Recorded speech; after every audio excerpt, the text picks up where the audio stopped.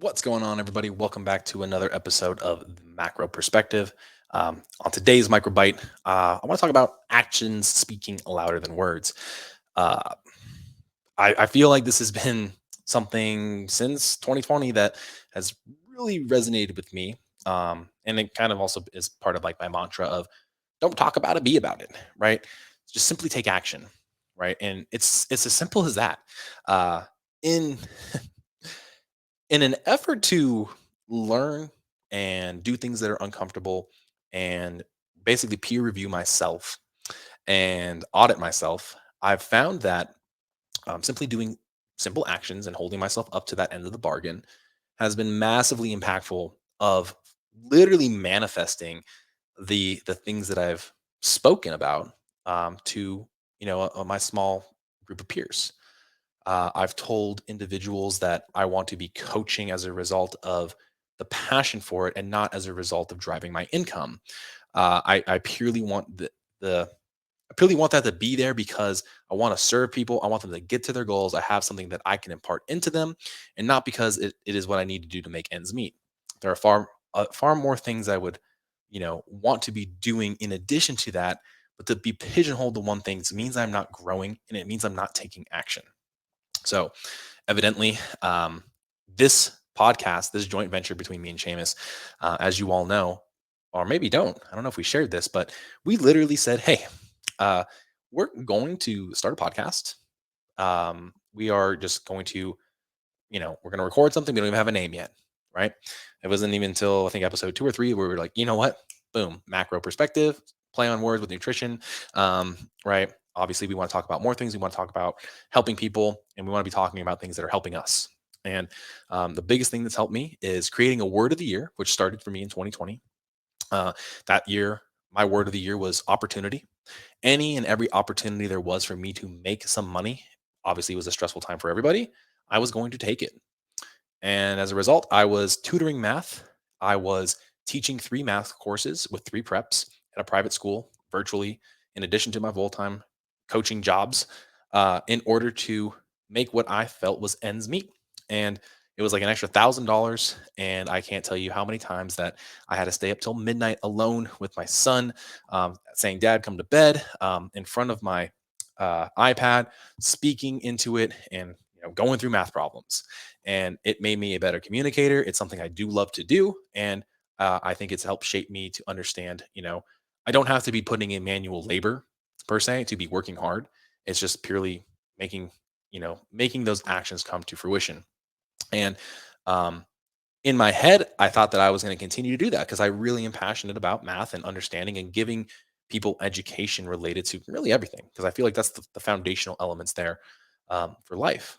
And then more and more opportunities kept presenting itself as a result of taking on that word of the year, opportunity, right? And it was a big pivot. Then 2021, it was, more about just, I think it was grind. I can't even remember the word of the year, but I feel like it was grind. I was grinding in everything. I was just head down, right? And wanting to get everything done for all my people, but I wasn't maybe grinding up in the right ways. I wasn't pouring into people in the proper way. I was just simply doing work for work's sake, right? But again, taking the action to do the things and trying to speak on behalf of it.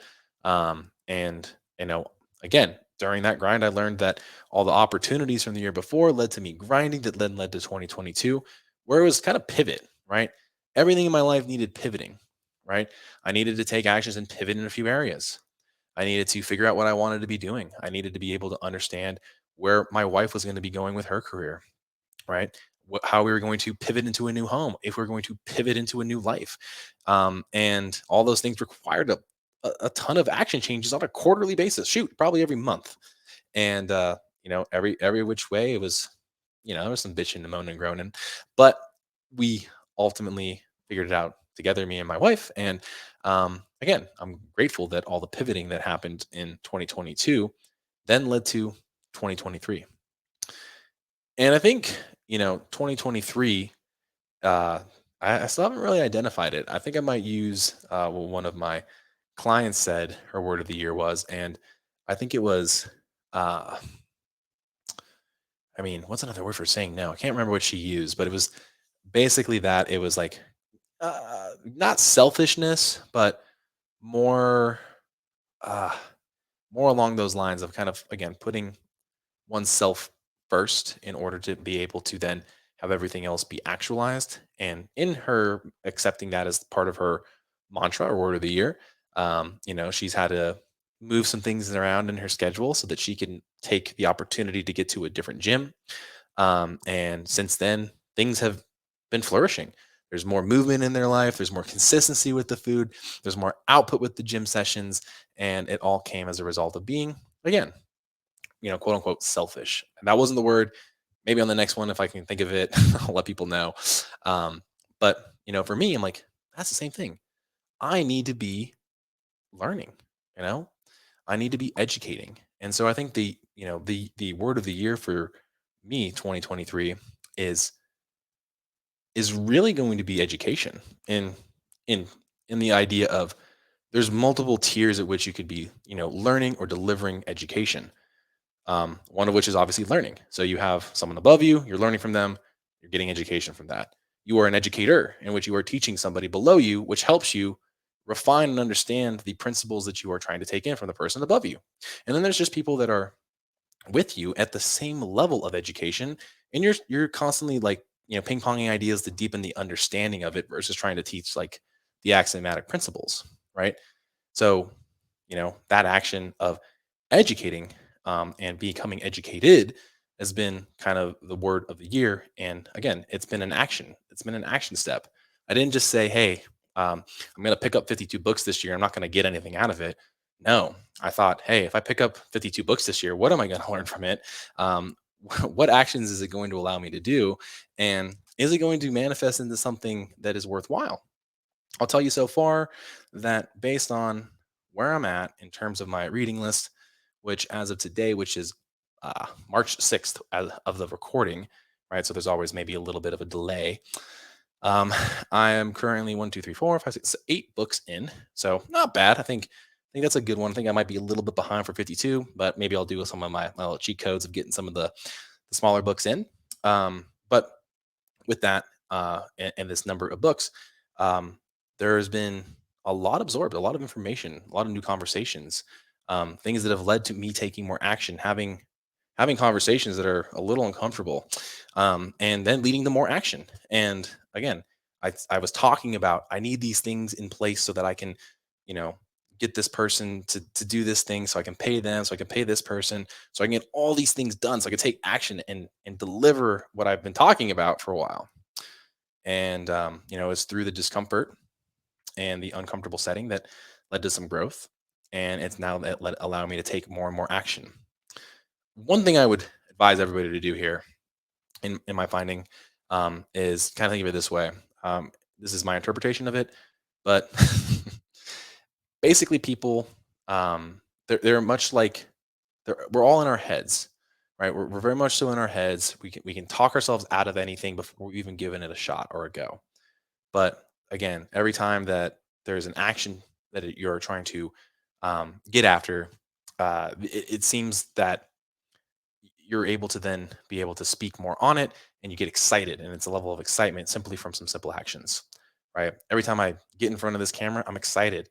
It's me taking action. Yes, I'm speaking and it is words, but it's an action. It's a step into the actualization of myself, into, hopefully becoming the next version of myself, constantly growing in this journey, and not just simply as a, you know, as a person who loves fitness, but more as a person that continues to sharpen multiple skill sets and understand the value of each individual person inside of whether it's my own company or the other company that I work for. And it's been amazing. And I wouldn't trade it for the world, right? But it all requires simply taking action, right? Action. And, you don't have to get into character for it. You don't have to do anything crazy, but simply just taking that first step, creating some action for yourself, creating an action plan, sticking to it, much like a nutrition plan, is where you're going to get the results. So, as of today, the recording of this, I'm pleased to announce I'm really taking action on my next steps of my nonprofit. And it feels amazing. is something that allows me to then give back and continue to do the education piece that I talked about as my word of the year. And as it stands today, the the working title of that company is going to be known or that organization rather is going to be known as the Axiom Health Academy, or the Axiomatic Health Academy, AHA for short, because my goal with everybody is to create aha moments that people can take action with to better their lives. So with that, go take some action, go get something done. Have a great day, and God bless.